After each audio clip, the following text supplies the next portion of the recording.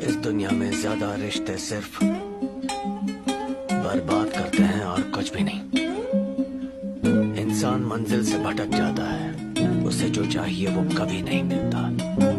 कभी नहीं मिलता। मेरे दिल में जो दर्द है ना, उसे मैं बोल के नहीं बता सकता, इसलिए जख्मों के जरिए बता रहा हूं तुम्हें। इंसान आज तक खुद को समझ नहीं पाया है। जहाँ प्यार करना चाहिए वहाँ नफरत करता है। सुख में दुख में जहाँ साथ देना चाहिए वहाँ हमेशा अकेला छोड़कर चला जाता है।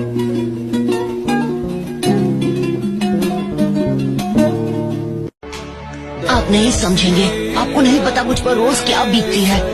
मैं हमेशा अकेला रहता हूँ, मुझे सब अकेला छोड़ देते हैं।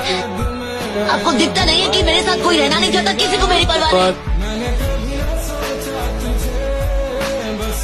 তুই তো বড় নেতা হয়ে গেছিস রে। আগে তো তুই সুপারি চুরি করে বেড়াতিস। এই বন্ধু, মিথ্যে কথা বলবি না।